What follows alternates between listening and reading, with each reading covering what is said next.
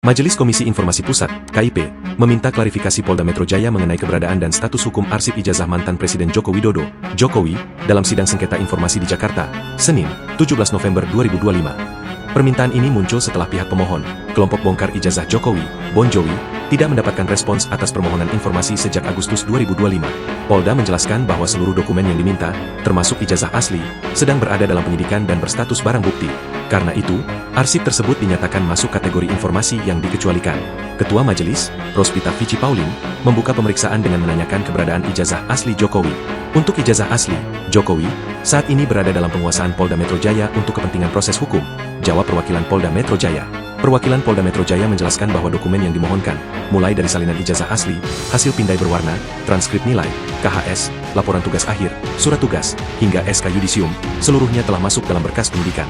Karena berstatus barang bukti yang disita berdasarkan penetapan pengadilan negeri, dokumen tersebut otomatis menjadi informasi yang dikecualikan. Karena ini menjadi status barang bukti dalam proses penyidikan, maka ini menjadi satu hal yang dikecualikan.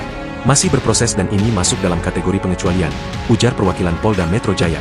Majelis kemudian mengonfirmasi bahwa pemohon mengajukan permohonan pada 29 Agustus 2025, namun tidak menerima jawaban apapun.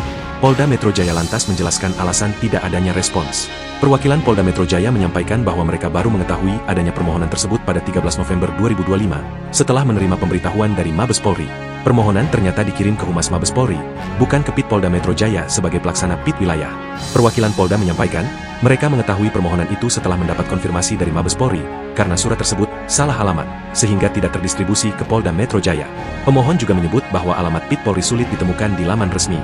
Polda Metro Jaya mengetahui adanya permasalahan ini yaitu nanti pada hari Kamis 13 November, setelah kami mendapatkan informasi konfirmasi Mabes Polri selaku Pit Humas DIF Humas Mabori, bahwa ternyata apa yang disampaikan oleh pemohon ini salah alamat majelis tapi kami secepatnya merespon ini dengan melakukan persiapan untuk menanggapi, kata perwakilan Polda Metro Jaya.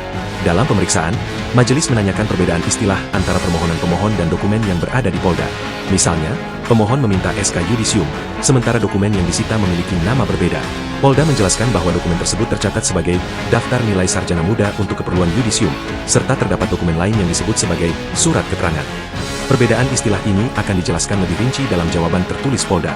Majelis juga menanyakan dokumen pada poin B permohonan, yakni prosedur dan kebijakan resmi UGM terkait kurikulum pada masa studi Jokowi. Polda mengonfirmasi bahwa dokumen tersebut juga berada dalam penguasaan penyidik dan termasuk barang bukti. Semua dokumen tersebut disebut disita dengan penetapan pengadilan dan masih berada dalam proses penyidikan.